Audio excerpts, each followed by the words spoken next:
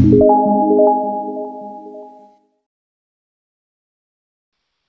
red lotus, symbol of the manifestation of the supreme upon earth. White lotus, symbol of the divine consciousness. लाल पद्म धरा पृष्ठरे परमेश्वर अभिव्यक्तिर प्रतीक. श्वेत पद्म भगवान दिव्य चेतनार प्रतीक. माँ कथाटी कहते प्रभुंकर कौन अच्छी आज वाणी देखा. कृष्णा इज दि आनंदमय. He supports the evolution through the overmind leading towards his ananda. Krishna होचंती Divya आनंदमय. अधिमानस मध्य दे तांकर दिव्यानंद दिगरे विवर्तन को परिचालित करी नहीं जीवा पाई से सहायता प्रदान करते. प्रभुंकर ही होची बाणी. आज मातृभवन कटक रे मामू को आम कृतज्ञता ज्ञापन करुचे. जो मैंने भल पाचे आम ऑनलाइन आस्पिरेशन पाठचक्र आम मामू को आम बहुत बहुत कृतज्ञता ज्ञापन करुचे. जो बलिष्ठ नेतृत्व माँ और श्री अरविंद धारा को सारा उड़ीसा रे पहुंचेगा से घरे घरे परिचित आमर पूज्य मामू चरण कमल रे आमे प्रणाम जनाऊे. एवं माँ और प्रभु चरण कमल रे आमे अनंत कोटि प्रणाम जनाई आज कार्यक्रम को आमे आरंभ करुचे. मामू चरण रे मध्य आमे प्रणाम जनाऊे.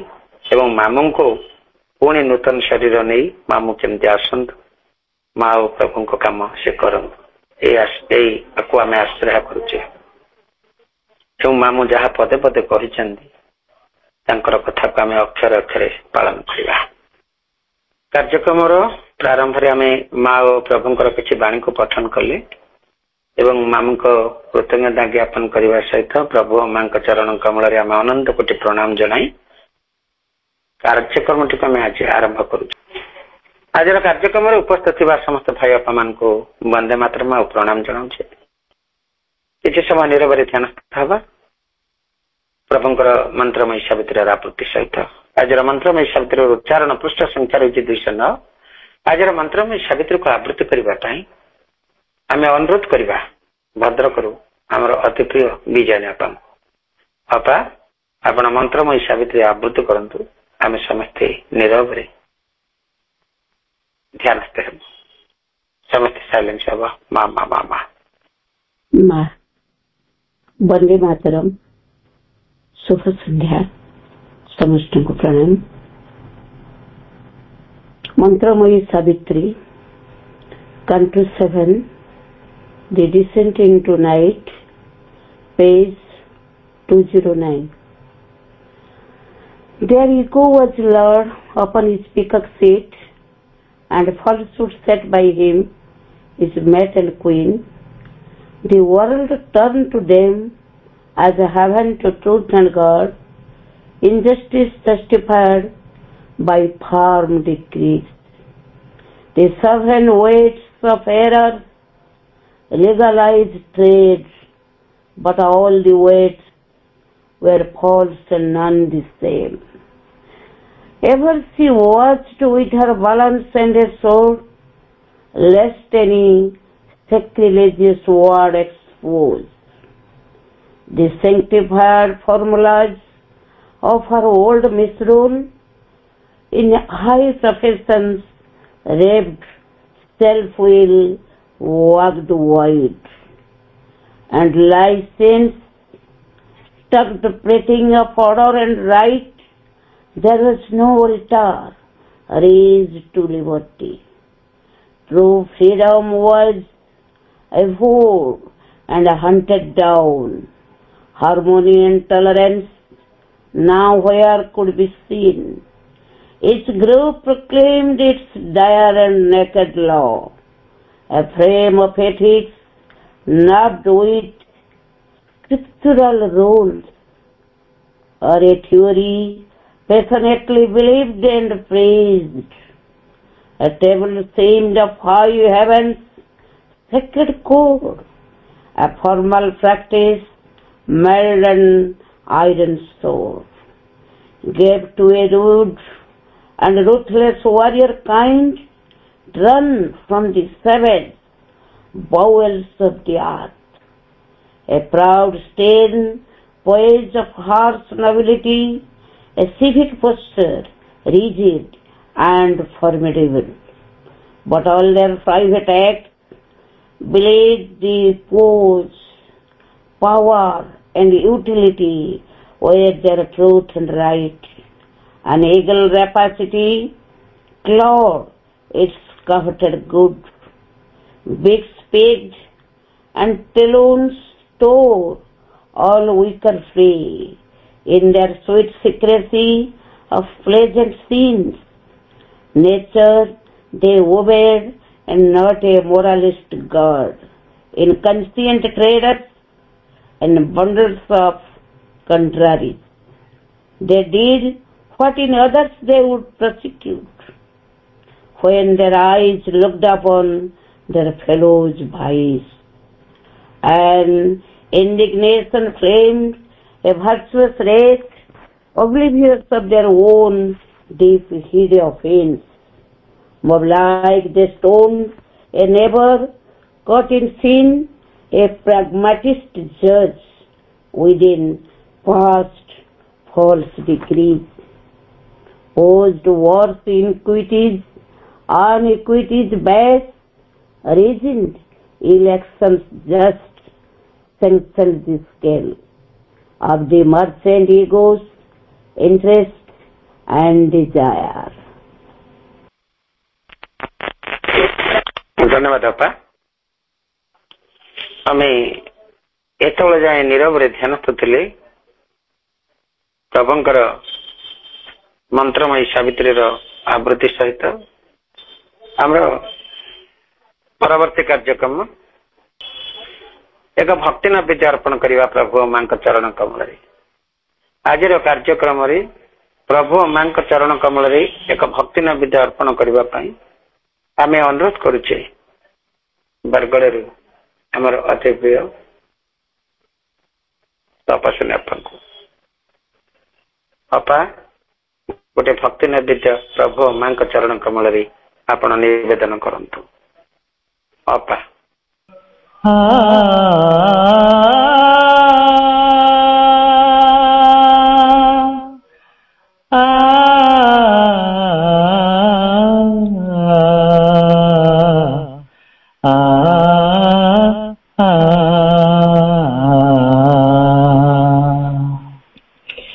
सबुठु मु भल पाए मां को अधिक सिए मोर मुतांकर नुहे भिन्न एक सबुठु मु भल पाए मां को अधिक सिए मोर मुतांकर नुहे भिन्न एक सबुठु मु भल पाए अंतरे बाहरे प्राणरे मनरे आत्मचेतन रे अभाव चेतरे अंतरे बाहरे प्राणरे मनरे आत्मचेतन रे अभाव चेतरे दुहे दुहिंकर अटु निरंतर दुहे दुहिंकर अटु निरंतर तो जगधार रे संतक भल पाए मु अधिक सबुठु मु भल पाए मां को अधिक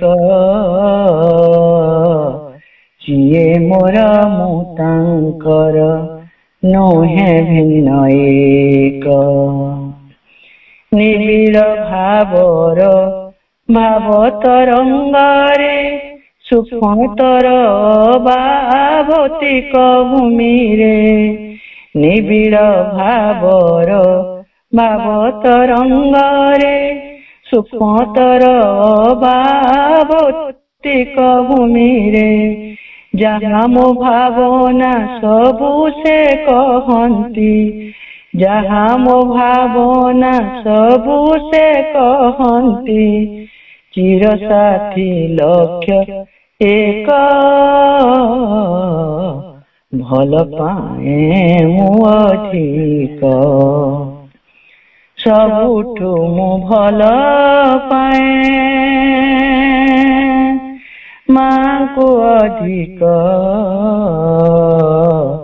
सिए मोर मुक्तांकर नोहे भिन्न एक विपद आपद बोली नहीं किछि जहा सबु मोरे माता छंती बाची विपद आपद बोली नहीं किछि जहा सबु मोरे माता छंती बाची एकाकी जेहेतु पथ आदरिछु एकाकी जेहेतु पथ आदरिछु मधुर जीवन जाक भल पाए मु अधिक सबुठु मु भल पाए माँ को अधिक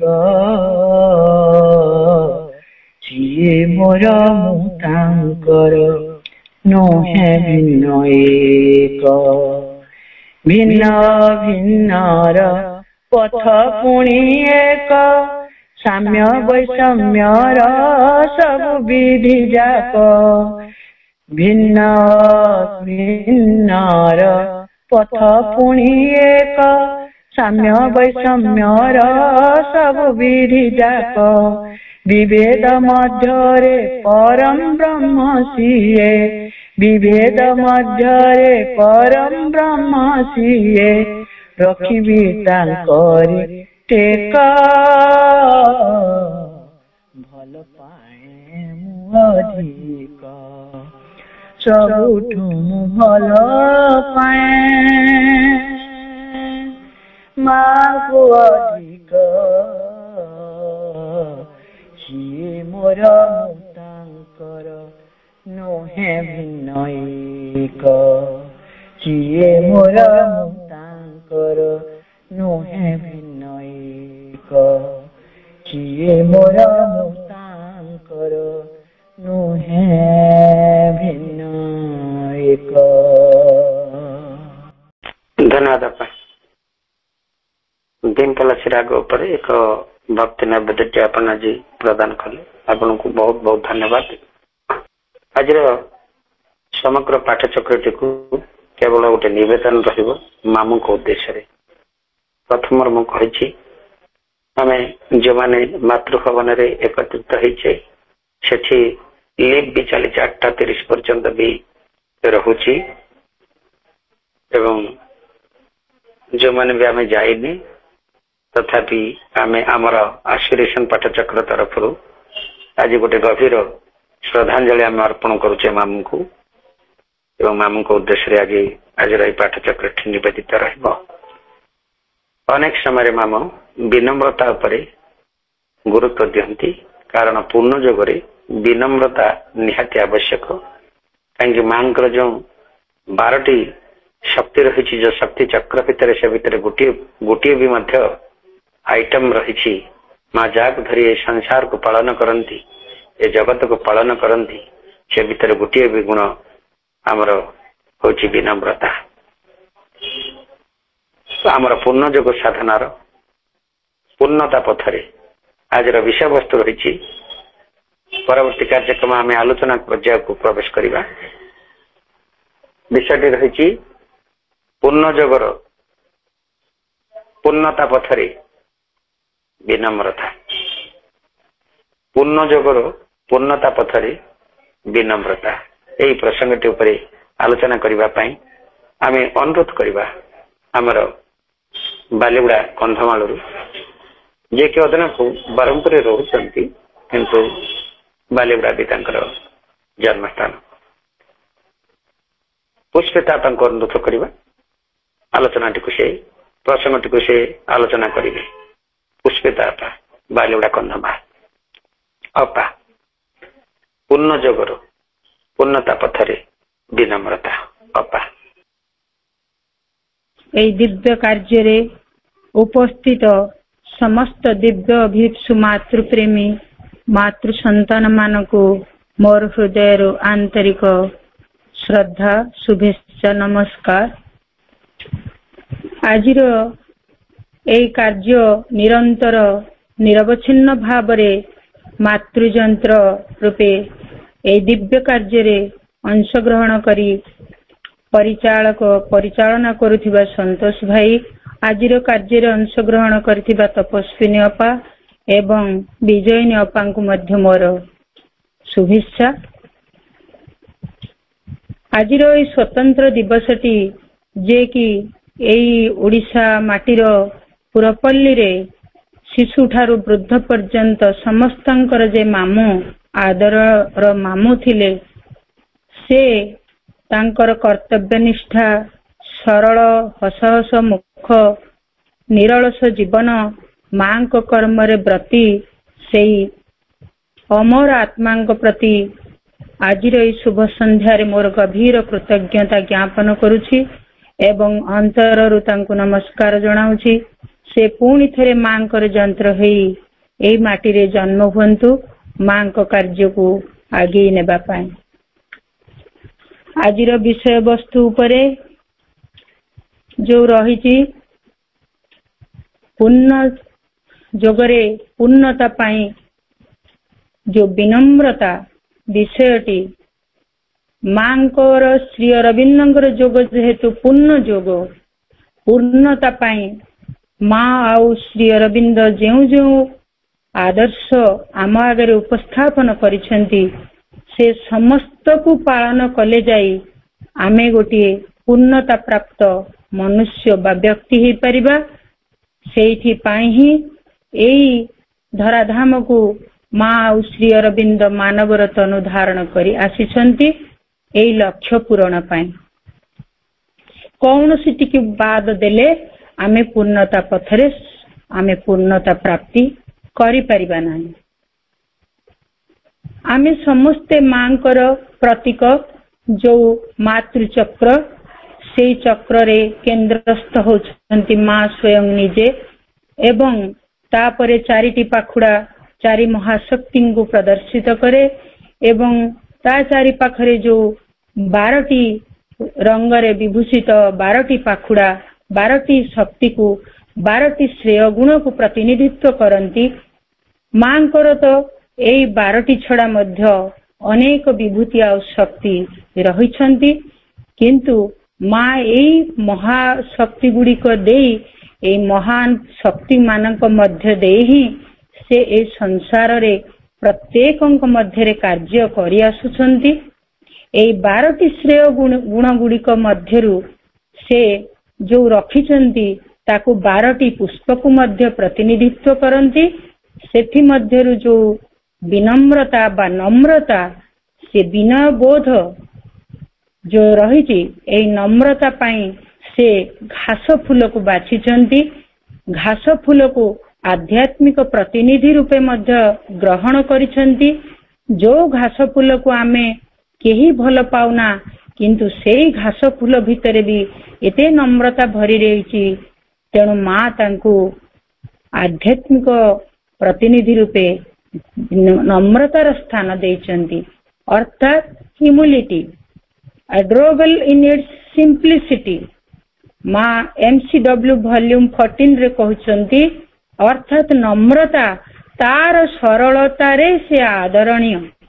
विनम्रता नम्रतार विशेष पुटिए पद विशेष गुण से जो नम्रता को आमे निज भितरे धारण करिबार शक्ति को मां को पाखरे प्रार्थना करी धारण करिबा। वर्तमान नम्रता संपर्क रे आमे माँ कौन कहउचंती प्रभु श्री अरविंद कौन कहउचंती से गुड़िक गोटे पर गोटे उपस्थापन करिबा। केवल से सर्वोच्च परम चेतना ओ दिव्य संकल्प ही विद्यमान। सर्वदा प्रति क्षण रे से शक्ति ही कार्य करती। आमे निजे किछि भी नहु, किछि भी करि परिबा नाही।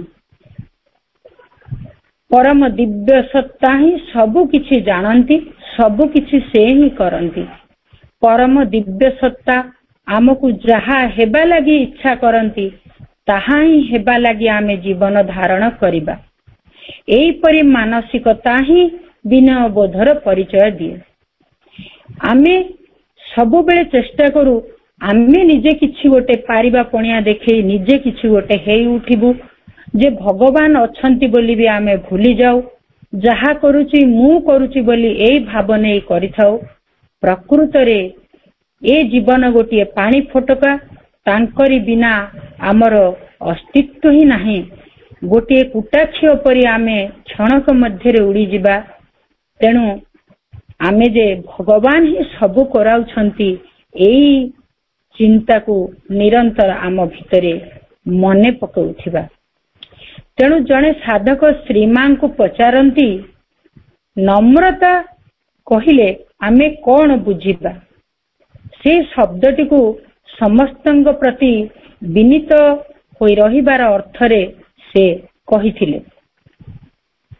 पचारुचंती साधक जनक मां को आपण कौन ए जो नम्रता शब्दटी को समस्तंग प्रति विनीत होई रहिबार अर्थरे कहिथिले कि? श्री मां एहार उत्तर देउछंती कदापि नुहे, आदौ नुहे। तुमको केवल दिव्य परम सत्तांक प्रति विनीत होई रहिबाकु हेबो। एकांत और संपूर्ण भावरे विनीत होई रहिबाकु हेबो। मातृ रचनावली 17 रे एई उपदेशटी मां कहउछंती जे आमे भाबु विनम्रता अर्थ बाह्य रूप रे आमे जो तोषामदिया रूप रे जो विनम्रता देखाउछु सेया नुहे, कदापि नुहे, आदौ नुहे। ताहाले विनम्रता आमे कहा पाखरे देखेबा ना सेई परम सत्तांक उद्देश्य रे तांक प्रति ही। आमे संसार रे रहिले मध्य प्रत्येक जीवरे जो भगवान वास करूछंदी सेई विनम्रता केवल तांकरी उद्देश्य रे, सेही व्यक्तिंक पाहिनु। व्यक्तिंक अंतर रे प्रत्येक जड़ सजीव निर्जीव सबुरी भितरे जो भगवान अछंती तांक प्रति ही विनम्रता। ताहाले यथार्थ नम्रतार संज्ञा कौन? आध्यात्मिक जीवन रे एहार की प्रकार उपयोगिता रही? जो यथार्थ नम्रता श्री अरविंद पूर्ण जोगरे सबु किछि ही यथार्थ हेबार अछि। जाहि ताहि बा मामूली भाबरे कौनसी कार्य हेबा आमर पूर्णता नुहे। तेणु जो यथार्थ नम्रता तार उपयोगिता आध्यात्मिक जीवन रे किपरि प्रयोग करिबा बा तार आवश्यकता केते रही? नम्रता संबंधित विभिन्न विभाव संपर्क रे श्रीमा श्री अरविंद कौन सब कहउछंती यारी केतोटी प्रश्नर उत्तर आमे आलोचना कले जानी परिबा। श्री अरविंद उक्ति को प्रथमे उद्धार करिबा। श्री अरविंद कौन कहउछंती एई नम्रता संपर्क रे? श्री अरविंद कहउछंती बोध हुए जणे कहि पारे जे ताहा जो आध्यात्मिक नम्रतार अर्थ हैला जेते जहा करिबा लागि बाकी अछि ताहा तुलना रे जहा जेते करा जायछि से सबु किछि भी नुहे। श्री अरविंद कहउछंती आमे आजि जहा करिछु स्वल्प मात्र, जेते करिबा को बाकी अछि से अनंत समुद्र को पार होला परी, अनंत आकाश को आमे आम आखिरे चाहिला परी केवल, ताहाले आमे किछि भी अग्रसर हेनाहु, आउरी बहुत किछि बाकी अछि। एई परी आपेक्षिकता प्रति सचेतन रहिबा, जे आमे सर्वदा सचेतन रहिबा, आमे वर्तमान पादे भी अग्रसर हेई पारिना। पुनश्च सचेतन हेबा जे आमे तो केते अग्रसर हेई ना, केते करिछु नुहे, केते बाकी अछि आमे देखिबा। पुनश्च सचेतन हेबा जे दिव्य कृपा बिना आपणा सत्ताटी किछि भी नुहे। ସାଧାରଣ ବାତ୍ୟାଟା ଆସିଲେ ଆମର ସାମର୍ଥ୍ୟ ନାହିଁ, ସାଧାରଣ ମହାମାରୀଟା ଆସିଲେ ତାର ସମ୍ମୁଖୀନ ହେବାକୁ ଆମର ସାମର୍ଥ୍ୟ ନାହିଁ, ସାଧାରଣ ସାପଟିଏକୁ ଦେଖିଲେ ତାକୁ ଅତିକ୍ରମ କରିବା, ତାକୁ ଭୟ ନ କରି ଚଳିବା ଆମର ସାମର୍ଥ୍ୟ ନୁହେଁ। ତେଣୁ ଆମେ ଯେ କେତେ ଦୁର୍ବଳ, ଏ କେବଳ ଭଗବାନଙ୍କ କୃପା ବିନା ହିଁ ଆମେ ଏବେ ବି ଅଛୁ। ତାଙ୍କରି କୃପାରେ ଏଇ ଦିନଠୁ ସାରିଛୁ, ତାଙ୍କରି କୃପାରେ ଆଜି ତାଙ୍କରି ବିଷୟ ଆଲୋଚନା କରି ବସିଛୁ, ତାଙ୍କରି କୃପାରେ ଏଇ କଥା ଯେପରି ଆମେ ଭୁଲି ନ ଯାଉ। ତେଣୁ ଆମ ସତ୍ତାଟି ଯେ ମୁଁ ସବୁ କରିପାରିଛି, ଏଇ ଭାବନା ଆମ ଭିତରେ ରହିବା ଆଦୌ ଉଚିତ ନୁହେଁ। ପୁଣି ଶ୍ରୀମାଙ୍କର ଉକ୍ତି, ନମ୍ରତା ଚେତନାର ସେହି ଅବସ୍ଥା ଯେଉଁ କ୍ଷେତ୍ରରେ ଉପଲବ୍ଧି ଯାହା ହୋଇଥାଉ ନା କାହିଁକି, ଅନନ୍ତ ପରମ ସତ୍ତା ତଥାପି ତୁମ ପୁର ଭାଗରେ ରହିଥିବା ପରି ତୁମେ ଅନୁଭବ କରିଥିବ। ଏଇଟି ମଧ୍ୟ ମାତୃ ରଚନାବଳୀ ତୃତୀୟ ଭାଗରୁ ଆସିଛି। ଯେ ମା କହୁଛନ୍ତି ଆମେ ଯୋଉ ଚେତନାର ଯେତେ ଅବସ୍ଥା ଉଚ୍ଚତମ ଅବସ୍ଥାକୁ ଅଗ୍ରଗତି କରିଥିଲେ ସୁଦ୍ଧା, ଆମର ଯେତେ ଉପଲବ୍ଧି ଆସିଥିଲେ ସୁଦ୍ଧା, ଯେ ଆହୁରି ଆମର ଆଗକୁ ଯିବାର ଅଛି, ଆଉ ସେ ସବୁର ଉପଲବ୍ଧି ପାଇଁ ସେଇ ପରମ ସତ୍ତା ହିଁ ଆମରି ଆଗରେ ଠିଆ ହୋଇଛନ୍ତି। ସେ ଆମକୁ ପଥ ଦେଖାଉଛନ୍ତି ପୁର ଭାଗରେ, ଅର୍ଥାତ ସେ ଆମକୁ ପଥ ଦେଖାଉଛନ୍ତି, ଆମରି ଆଗରେ ସଦା ସର୍ବଦା ହାତ ଧରି ନେଇ ଚାଲୁଛନ୍ତି। ଏଇ ଅନୁଭବ ଆମର ରହୁଥିବ। ଶ୍ରୀମା ପରବର୍ତ୍ତୀ ବାଣୀ କହୁଛନ୍ତି, ନିଜେ ନିଜକୁ ବିଚାର ନ କରି ଆମର ପ୍ରକୃତ ମୂଲ୍ୟାୟନ ପାଇଁ ଭଗବାନଙ୍କ ଉପରେ ସବୁ କିଛି ଛାଡ଼ିଦେବା ହେଲା ଯଥାର୍ଥ ବିନମ୍ରତା। ଯଥାର୍ଥ ନମ୍ରତା ଆମେ ଜାଣିଲେ ଶ୍ରୀ ଅରବିନ୍ଦ କଣ କହିଲେ, ଶ୍ରୀମା କହିଲେ, ପୁଣି ମା କହୁଛନ୍ତି ଯେ ଆମେ ବେଳେ ବେଳେ ନିଜକୁ ନିଜେ ମୂଲ୍ୟାୟନ କରୁ। ମୁଁ କେତେ ଜ୍ଞାନୀ, ମୁଁ କେତେ ଧନୀ, ମୁଁ କେତେ ପ୍ରତିଷ୍ଠିତ ବ୍ୟକ୍ତି ସମାଜରେ, ପରିବାରରେ, ମୁଁ କେତେ କର୍ମବୀର ଇତ୍ୟାଦି ଇତ୍ୟାଦି। ନିରନ୍ତର ସେ ନିଜର ପାରିଲା ପଣିଆକୁ ନେଇ ଯୋଉ ଗର୍ବ କରେ, ପ୍ରକୃତରେ ସେ ମୂଲ୍ୟାୟନ ଆମକୁ ଯୋଉ ଦେଲୁ ତାହା ଆଦୌ ଉଚିତ ନୁହେଁ। ଭଗବାନ ହିଁ ପ୍ରକୃତ ମୂଲ୍ୟାୟନ କରିପାରନ୍ତି ଯେ ଆମେ ପ୍ରକୃତରେ କେତେ ଅଗ୍ରସର ହେଇପାରିଛୁ ଆଉ କେତେ ଅଗ୍ରସର କରିବା ପାଇଁ ଆମର ଆବଶ୍ୟକତା ରହିଛି। ଗୋଟେ ଛୋଟ ନର୍ସରୀ ଶିଶୁ ଯଦି କହିବ ମୁଁ ସବୁ ଜାଣିଛି, ତାର ତତଲ ପାଟିରେ କହିବ, ତାହେଲେ ତ ଏଇ କଥା ବଡମାନେ ଦେଖି ହସନ୍ତି ମାତ୍ର। କିନ୍ତୁ ତାକୁ ଯେ ପରିଚାଳନା କରୁଥିବା ଶିକ୍ଷକ ଜାଣେ ଯେ ସେ କୋଉଠି ଦୁର୍ବଳ ଅଛି, ସେ କୋଉଠି ତା ପାରିଲା ପଣିଆ ରହିଛି, ସେ ପ୍ରକୃତରେ କେତେ ଶିଖିବାର, ଏ କଥା ତାକୁ ଯେ ନିରନ୍ତର ଅନୁଧ୍ୟାନ କରନ୍ତି, ସେଇ ଶିକ୍ଷକ ଯେପରି ଜାଣେ ତାର ଶିଷ୍ୟକୁ, ସେହିପରି ଏ ସଂସାରର ଗୁରୁ ଯେ ପରମୋଚ୍ଚ ପରମଚେତନା, ସେଇ ଦିବ୍ୟ ଜନନୀ ଶ୍ରୀମା ଶ୍ରୀ ଅରବିନ୍ଦ ହିଁ ଆମର ପ୍ରକୃତ ମୂଲ୍ୟାୟନ କର୍ତ୍ତା। ଆମେ ତେଣୁ ଆମ ନିଜ ମୂଲ୍ୟାୟନରୁ ବିରତ ରହିବା, ଏହା ହିଁ ଆମ ପାଇଁ ପ୍ରକୃତ ବିନମ୍ରତା ହେଇପାରିବ। ପୁଣି ଶ୍ରୀମା କହୁଛନ୍ତି, ଆମେ ଆପଣାକୁ ବଡ ମନେ କରିବା ନାହିଁ କି ଛୋଟ ମନେ କରିବା ନାହିଁ। ଦାମ୍ଭିକତା ଓ ହୀନମନ୍ୟତା ଉଭୟର ঊର୍ଧ୍ୱରେ ରହି ଜୀବନ ବଞ୍ଚିବା। କେବଳ ଦିବ୍ୟ ସତ୍ତା ହିଁ ଆମର ଯଥାର୍ଥ ମୂଲ୍ୟାୟନ କରିବେ। ଆମେ ତ ମୂଲ୍ୟାୟନ କରୁ ନିଜର ପାରିଲା ପଣିଆକୁ ନେଇ, ନିଜର ଜ୍ଞାନ ଗାରିମାକୁ ନେଇ। ବେଳେ ବେଳେ ଆମେ ମୂଲ୍ୟାୟନ କରୁ ନିଜର ହୀନମନ୍ୟତାକୁ। ହୀନମନ୍ୟତା ମାନେ ମୁଁ କିଛି ଜାଣିନି, ମୋର ଜ୍ଞାନ ନାହିଁ, ମୁଁ ଧନୀ ନୁହେଁ, ମୁଁ ଏତେ ଶାରୀରିକ ଅକ୍ଷମ, ମାନସିକ ଅକ୍ଷମ, ମୁଁ ଗରିବ। ନିଜକୁ ଏତେ ସେ ହୀନମନ୍ୟତାର ଶିକାର କରେ ଯେ ସେ କେବେ ହେଲେ ଭଗବାନଙ୍କ ଦିଗରେ ବା ଭଗବାନଙ୍କ ପାଇଁ କର୍ମ ଦିଗରେ ଅଗ୍ରସର ହେଇପାରେନି। ତେଣୁ ମା ଏଠି ଉଭୟଟାକୁ ହିଁ କ୍ଷତିକାରକ ବୋଲି କହୁଛନ୍ତି। ଅର୍ଥାତ ହୀନମନ୍ୟତା ଆଉ ଦାମ୍ଭିକତା କେହି ବି ଆମ ପାଇଁ ପ୍ରଯୁଜ୍ୟ ନୁହେଁ ଆମ ସାଧନା ପଥରେ, ବା କେହି ବି ଆମକୁ ଅଗ୍ରସର କରିପାରିବେ ନାହିଁ। ताहले किए हमको यथार्थ अग्रसर और यथार्थ मूल्यांकन करिवे ना से दिव्य सत्ता ही आम पई यथार्थ मूल्यांकन करि पारंती।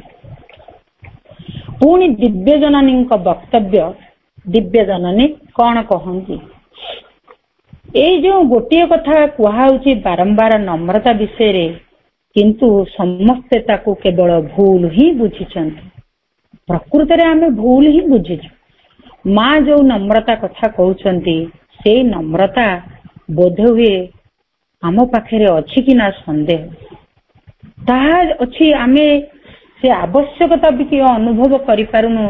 जो विनय बोध आम पाखे प्रकृत विनय बोध रहिबा कथा तार आवश्यकता को आमे अनुभव करि पारुनु किंतु यह को अतिशय भूल रूप से ग्रहण करा जाय थाए। माँ कहउचंती जो विनय बोध प्रकृत विनय बोध ताको भूल अर्थ रे ग्रहण करू आमे भूल अर्थ रे कुहा जाऊ कही थाऊ मध्य भूल अर्थ रे बुझा जाए एवं भूल भावरे मध्य व्यवहार करा जाए।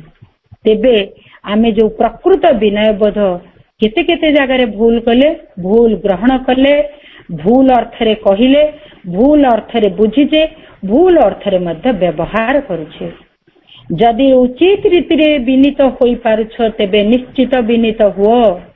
माँ देखे हवा विनीत हेबा को पसंद करू नहांती जे उचित रीति रे विनम्र हेई पारुछ तेबे निश्चित भावरे हो हेबा उचित अनुचित भावरे विनीत हेबा को चेष्टा कर नाही। आमे केते बेले विनीत हेउ अनुचित भावरे जदि आमर कौनसी ऑफिसर पाखरे काम अछि जदि आमे कोठु केबे सहाय्य पाऊ आज्ञा आपण केते भलो आपण केते सुंदर आपण केते ज्ञानी विभिन्न प्रकार तोषामद करी विनम्रतार छलना करू सेई परि विनय बोध आम साधनार अग्रगति रे बाधक साजे। तेणु एई परि विनय बोध आम पई आवश्यक नुहे हेबा पई आमे चेष्टा करिबा नाही बोली माँ सतर्क कराउछंती। काहे कि सतर्क कराउछंती कारण सेपरी करी तुमे केउठी हेले पहुंची पारिबो नाही। आमे जो माने माँ को एबे बुझी पारिचे आमे जदि सेई परी छलना करी विनय हेबाकु चेष्टा करिबा ताहाले आमे जो रास्ता रे जिबा पई लक्ष्य रे पहुंचीबा पई एठी पाद रखिचे सेठी पहुंची पारिबा नाही। किंतु गोटे कथा अवश्य मन रखिबो माँ पुणी मन रखिबा पई भी सतर्क सूचना दउछंती सेई कथाटी होउची वृथा गर्व बोली कुहा जाउथिबा बालुंगा गछटिकु जदि निज भितरु उपाड़ी फिंगी देई पारिबो तेबे तुमे किछि करि पारिलो। धान क्षेत्र बालुंगा को चाषी उपाड़ी फोपाड़िला परी नहले धान क्षेत्र क्षति हेबो। धान रे बालुंगा मिसिले धानर कौनसी मूल्य जेपरी कमी जाए सेई परी आम भितरे जो गर्व रूपक बालुंगा गछटी जदि उठिछि ताहाले ताकू आमे उपाड़ी फिंगिबाकू पड़िबो। जदि एई कामटी को आमे करि पारिले ताहाले आमे प्रकृत चाषी हेई पारिबा ताहाले आमे प्रकृत विनय बोली बुझी पारिबा। किंतु एहाकू करिबा जे केते कष्टकर से कथा मध्य जानिबा उचित। आउ आमे जदि भाबिबा जे एटा कोन गोटे कथा आउ गर्व मु करिबिनी माँ को कहि देछि ताहाले ये एते सहज मध्य नुहे। माँ भी बुझिचंती जे ए कार्यटी सतरे भारी कष्टकर कथा। भगवान भी गीता रे कहंती मु सबु सही पारे गर्व सही पारेनी बोली तांकु गर्व गंजन बोली मध्य कहा जाए। तेणु अजथा गर्व करिबा रूपक बालुंगा गछटिकु आमे आम भितरे उठिबाकू न देबा ही आम पई श्रेय। ताहले आकु उपाड़ी देबा जे केते कष्टकर किपरि उपाड़ीबा ना आम भितरे जेते बेले केवल वृथा गर्व द्वारा पूर्ण होई रहितिबा आत्मसंतोष ही थाए तेबे कदापि गोटे कार्य को भल भाव करि परिबाना। आम भितरे सब बेले वृथा गर्व थाए आउ ଅଯଥା ଆତ୍ମସନ୍ତୋଷ ଥାଏ ଯେ ମୁଁ ଆଜି ବହୁତ କିଛି କରିପାରିଛି, ବହୁତ କିଛି ମାଙ୍କ କାମ କରିପାରିଛି, ପରିବାର ପାଇଁ କରିପାରିଛି, ବହୁତ କିଛି ସଞ୍ଚୟ କରିପାରିଛି, ସବୁ ବହୁତ କରିପାରିଛି ବୋଲି ଯୋଉ ଆତ୍ମସନ୍ତୋଷ ସିଏ ଯେ କେବଳ ବୃଥା। ଏଇ କଥାକୁ ମନେ ରଖିବା। କଦାପି ଉତ୍ତମ ବିଚାରକୁ ହୃଦୟରେ ସିଏ ପୋଷଣ କରିପାରିବନି। ଯଦି ଏଇଭଳି ଜିନିଷକୁ ଆମେ ଆମ ମନ ମସ୍ତିଷ୍କରେ ଧାରଣ କରିବା, ହୃଦୟରେ ତାକୁ ଧାରଣ କରିବା, ତେବେ ଆଉ ଭଲ ଜିନିଷକୁ ଆମେ ରଖିବାକୁ ସ୍ଥାନ ନିଅଣ୍ଟ ପଡିବ। ଆମେ ବେଳେ ବେଳେ ଇଚ୍ଛା ନ କରି ମଧ୍ୟ ଅଜାଣତରେ ଗର୍ଭ ଭିତରକୁ ପ୍ରବେଶ କରାଇ ଦେଇଥାଉ। ଏଇ ଅଜାଣତରେ ମଧ୍ୟ ଗର୍ଭ ଭିତରକୁ ପ୍ରବେଶ କରିବା ଦ୍ୱାରା ସେ ନିଜ ଭିତରେ ଘର କରିଯାଏ। ଧାନ କ୍ଷେତରେ ଚାଷୀ କଣ ବାଳୁଙ୍ଗା ବୁଣି ଥାଏ କି? ବୁଣି ନଥାଏ, କିନ୍ତୁ କ୍ଷେତରେ ତ ବାଳୁଙ୍ଗା ଉଠେ ହିଁ ଉଠେ। ସେଇଭଳି ଭାବରେ ଆମ ଅଜାଣତରେ ପରିବେଶରୁ ବିଭିନ୍ନ ସମୟ ସୁଯୋଗ ଦେଖି ଏଇ ଗର୍ଭ ରୂପକ ବାଳୁଙ୍ଗା ଗଛଟି ଗଛ ହେବାର ସମ୍ଭାବନା ସୃଷ୍ଟି କରିଥାଏ। ତେଣୁ ତାକୁ ଆମେ ପ୍ରତି ମୁହୂର୍ତ୍ତରେ ଚେଷ୍ଟା କରିବା ଯେ ତାକୁ ଯେମିତି ବାଡେଇ ପିଟି ବାହାର କରିବା। ବାହାର କଲେ ମଧ୍ୟ କ୍ଷେତରୁ ଯେତେ ବାଳୁଙ୍ଗା ବାହାର କଲେ ମଧ୍ୟ କୋଉଠି ନା କୋଉଠି ଯେମିତି ଆହୁରି ବାଳୁଙ୍ଗା ଥାଏ, ସେହିପରି ଆମ ଭିତରେ ଖଣ୍ଡ ବିଖଣ୍ଡିତ ହୋଇ ଏଇ ବାଳୁଙ୍ଗାକୁ ଯଦି ରହିଯାଏ କିଛି, ତାହେଲେ ସେ ପୁଣି ଚେର ଧରି କଅଁଳି ଉଠେ, ଆଉ ସେ ପୁଣି ବଡ ବୃକ୍ଷ ରୂପ ଧାରଣ କରେ। ତେଣୁ ସେ ବେଳେ ବେଳେ ଏତେ ତାର ବିଶାଳ ରୂପ ଧାରଣ କରେ ଯେ ସେ ଘାତକ ରୂପେ ମାଡିଯାଏ।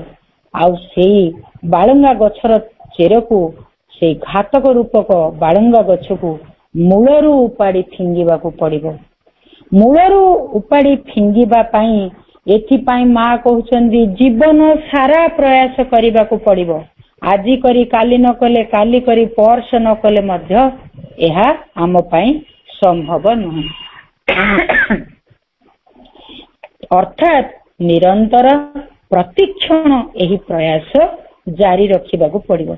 ବେଳେ ବେଳେ ଲାଗେ ଯେ ଆଉ ଏହି ଗର୍ଭ ରୂପକ ଗଛଟି ସମ୍ପୂର୍ଣ୍ଣ ନଷ୍ଟ ହୋଇସାରିଛି। ଯେହେତୁ ଆମ ମନରେ ସ୍ୱଳ୍ପ ଜ୍ଞାନ ଅଜ୍ଞାନତା ରହିଛି, ତେଣୁ ଆମେ ଭାବୁ ନା ଗଛଟି ସମ୍ପୂର୍ଣ୍ଣ ନଷ୍ଟ ହୋଇସାରିଛି, ଆମେ ମାଙ୍କୁ ପ୍ରାର୍ଥନା କରି ନଷ୍ଟ କରିସାରିଛୁ। କିନ୍ତୁ ତଥାପି କୋଉଠି ନା କୋଉଠି ତା ମୂଳରୁ କିଛି ଅଂଶ ଲୁଚି ରହିଯାଇଥାଏ। ତେଣୁ ଏଥିପାଇଁ ଯଥେଷ୍ଟ ବିନୟ ସହକାରେ କହିବାକୁ ହେବ ଯେ ମୁଁ ଏହି କାର୍ଯ୍ୟଟିକୁ ସାଧ୍ୟ କରିପାରିଲି, ସେ କଥାଟି ଆଦୌ ଠିକ ନୁହେଁ। ମୁଁ କରିଛି କୌଣସି କାର୍ଯ୍ୟ ବୋଲି ଭାବିବା ମୋଟେ ଠିକ ନୁହେଁ। ତାହେଲେ ଏ କାର୍ଯ୍ୟ ମୋ ଦ୍ୱାରା ଯାହା ବି ହେଉଛି କିଏ କରାଉଛନ୍ତି? ସେଇ ଭଗବାନ ହିଁ କରାଉଛନ୍ତି। ତାଙ୍କରି ଶକ୍ତି ବିନା ହିଁ ଏସବୁ ସମ୍ଭବ ହେଉଛି। ସିଏ ନଥିଲେ ମୋର ପ୍ରକୃତରେ କି ସାମର୍ଥ୍ୟ ରହିଥାନ୍ତା? ସେ ହିଁ କରାନ୍ତି, ସେ ହିଁ ପଙ୍ଗୁକୁ ଚାଲିବା ପାଇଁ ଶକ୍ତି ଦିଅନ୍ତି, ସେ ହିଁ ଅନ୍ଧକୁ ଚକ୍ଷୁ ଦାନ କରନ୍ତି, ସେ ଅସମର୍ଥତା ଭିତରେ ସାମର୍ଥ୍ୟ ଭରି ଦିଅନ୍ତି। ଏବଂ ଏହାର ଠିକ ପର ମୁହୂର୍ତ୍ତରେ ଏଇଭଳି କଥାଟି ଭାବି ପାରିଲେ ଯାଇ ପ୍ରକୃତ ଆତ୍ମସନ୍ତୋଷ ଲାଭ କରିପାରିବ। ମାତୃ ରଚନାବଳୀ 5ରେ ମା ଏହି ବକ୍ତବ୍ୟକୁ ଉପସ୍ଥାପନ କରିଛନ୍ତି। ଆମେ ଯଦି ବିଭିନ୍ନ ଆଲୋକ ପାଣ୍ଡେଙ୍କର ଶୁଣିବା, ସେ ବି ସବୁବେଳେ କହନ୍ତି ମାଙ୍କ ନିକଟରେ ଶିଶୁ ପରି କହିବ ମୁଁ କିଛି ଜାଣେ ନାହିଁ। ଯେତେବେଳେ କହିବ ମୁଁ ସବୁ ଜାଣିଛି, ସେତେବେଳେ ଆମ ସାଧନାର ପଥ ରାସ୍ତା ବାଧା ଆସେ, ବନ୍ଦ ବି ହେଇଯାଏ। এই କଥାରୁ ଆମେ ଜାଣିଲେ ଯେ, ଆମେ ଲକ୍ଷ୍ୟ କଲେ ଯେ ମାନସିକତାର କୌଣସି ନା କୌଣସି ନିଭୃତ କୋଣରେ ଏଇ ଯୋଉ ଅବଗୁଣଟି ଲୁଚି ରହିଯାଇଛି, ତାକୁ ମା କିପରି ସ୍ପଷ୍ଟ ସୁନ୍ଦର ଆଉ ସରଳ ଭାବରେ ଆମ ଆଗରେ ଉଦ୍ଘାଟିତ କରିଦେଇଛନ୍ତି। ଆମେ ତାକୁ କିପରି ଦୂର କରିପାରିବା ସେଇ କଥା ଶିଖେଇ ଦେଇ ଯାଇଛନ୍ତି।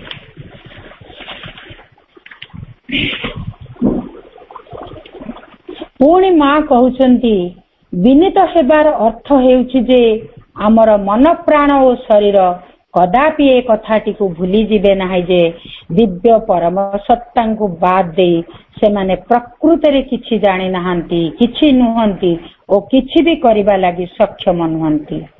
ଏଇ ଯୋଉ ବିନୀତ ହେବାର ପ୍ରକୃତ କଥା ହେଉଛି ଯେ ମନ ପ୍ରାଣ ଓ ଶରୀର କଦାପି ଏ କଥାକୁ ଭୁଲିବେ ନାହିଁ ଯେ ଦିବ୍ୟ ପରମ ସତ୍ତାଙ୍କୁ ବାଦ ଦେଲେ ସେମାନେ ପ୍ରକୃତରେ କିଛି ଜାଣି ନାହାନ୍ତି। ସବୁ ଜାଣିଛି କିଏ କହେ? ଏଇ ମନ ପ୍ରାଣ ହିଁ ସବୁର କାରଣ। ସେମାନେ ହିଁ କହନ୍ତି ମୁଁ ସବୁ ଜାଣିଛି। ସେମାନେ କିଛି ବି କରିବା ପାଇଁ ସକ୍ଷମ ନୁହନ୍ତି। ଏଇ କଥା ସେମାନଙ୍କୁ ଶିଖେଇବାକୁ ପଡିବ। ଦିବ୍ୟ ପରମ ସତ୍ତାଙ୍କୁ ବାଦ ଦେଲେ ସେମାନେ ହେଉଛନ୍ତି କେବଳ ଅଜ୍ଞାନ, ଅରାଜକତା ଏବଂ ଶକ୍ତିହୀନ ବ୍ୟତୀତ କିଛି ହେଲେ ନୁହନ୍ତି। କେବଳ ଦିବ୍ୟ ପରମ ସତ୍ତା ହିଁ ସତ୍ୟ, ଜୀବନୀ ଶକ୍ତି, ପ୍ରେମ ଓ ଆନନ୍ଦ। ଏଇ କଥା ନିରନ୍ତର ମନ ପ୍ରାଣକୁ ଆମେ ଶିକ୍ଷା ଦେବା, ତାହେଲେ ଯାଇ ସେମାନେ ଅଯଥା ଅହଙ୍କାରରୁ ଦୂରରେ ରହିବେ। ତେଣୁ ମନ, ପ୍ରାଣିକ ସତ୍ତା ଏବଂ ଶରୀରକୁ ଚୂଡ଼ାନ୍ତ ଭାବରେ ଶିକ୍ଷା କରିବାକୁ ଓ ଅନୁଭବ କରିବାକୁ ହେବ ଯେ ସେମାନେ ଦିବ୍ୟ ପରମ ସତ୍ତାଙ୍କୁ ବୁଝିବାକୁ ଏବଂ ତାଙ୍କୁ ବିଚାର କରିବାକୁ ସମ୍ପୂର୍ଣ୍ଣ ଅସମର୍ଥ କେବଳ ତାଙ୍କୁ ମର୍ମରେ ନୁହଁ, ଯାବତୀୟ କ୍ରିୟା ପରିପ୍ରକାଶ କ୍ଷେତ୍ରରେ ମଧ୍ୟ ସମ୍ପୂର୍ଣ୍ଣ ଭାବରେ ଅସମର୍ଥ। ଏ କଥା ମଧ୍ୟ CWM ଭଲ୍ୟୁମ୍ 14 ରେ କୁହାଯାଇଛି। ଏ କଥା ମା ବହିରେ ମଧ୍ୟ ଶ୍ରୀ ଅରବିନ୍ଦ କହିଛନ୍ତି, ସାବଧାନ, ତୁମର କ୍ଷୁଦ୍ର ପାର୍ଥିବ ମନରେ ଭାଗବତୀ ଜନନୀଙ୍କୁ ବୁଝିବାକୁ, ବିଚାର କରିବାକୁ ଚେଷ୍ଟା କର ନାହିଁ। ସାବଧାନ ବି ପ୍ରଭୁ କରେଇଛନ୍ତି। ମା ବି ଏଠି ଆମକୁ ସତର୍କ କରାଉଛନ୍ତି। ପୁଣି ମାଙ୍କୁ ପ୍ରଶ୍ନ ହେଉଛି, ଜଣେ ସାଧକଙ୍କ ଦ୍ୱାରା ବିନୀତ ହେବାର ଉଚିତ ଓ ଅନୁଚିତ ମାର୍ଗ ଗୁଡିକ କଣ? ଯେ ପ୍ରକୃତ ବିନୀତ ହେବାର ମାର୍ଗ ବି ଆମେ ଜାଣିନୁ, ତେଣୁ ଆମେ ଶିଖିବା। ମା ତାହେଲେ ସେଇ ଉଚିତ ମାର୍ଗ କେଉଁଠି, ଅନୁଚିତ ମାର୍ଗ କେଉଁଠି କହୁଛନ୍ତି ଉତ୍ତରରେ। ଏଇଟି ଭାରି ସରଳ କଥା। ଯେତେବେଳେ ଲୋକମାନଙ୍କୁ ବିନୀତ ହୁଅ ବୋଲି କୁହାଯାଏ, ସେତେବେଳେ ସେମାନେ ଅନ୍ୟମାନଙ୍କ ଆଗରେ ବିନୀତ ହେବା ବୋଲି ହିଁ ଭାବନ୍ତି। ଏଇଟା ହିଁ ଆମ ପାଖରେ, ସମସ୍ତଙ୍କ ପାଖରେ ଅଛି ଯେ ଆମେ କେତେବେଳେ ନାଟକ କରି ଯେ ଭାବୁ, ଏଇ କଥା ଭାଗବତରେ ବି ଅଛି, ମଧୁର ବିନୟ ବଚନ କହି ତ ଶିବ ଜନମନ। ତେଣୁ ଆମେ ଭାବୁ ଏମିତି ଟିକେ କଅଁଳ କଥା, ଭିତରେ ପଛେ ଗରଳ, ଉପରେ ଭାରି ସରଳ ହେଇ କଥାବାର୍ତ୍ତା କଲେ ଭାବୁ ବିନୀତ ହେଲୁ। ପ୍ରକୃତ ବିନୀତ ଅନ୍ତରରେ ରହିବା ଉଚିତ। ଆଉ କୃତଜ୍ଞତାର ଭାବ ହିଁ ବିନୀତର ଆଉ ଗୋଟିଏ ରୂପ। ଏଇ କଥା ଯେତେବେଳେ ଆମ ଅନ୍ତରରେ ରହେ, ସେଇଟା ହିଁ ବିନୀତ। ଅନ୍ୟମାନଙ୍କ ଆଗରେ ବିନୀତ ହେବା ପ୍ରକୃତ ବିନୀତ ନୁହେଁ। ସେଇ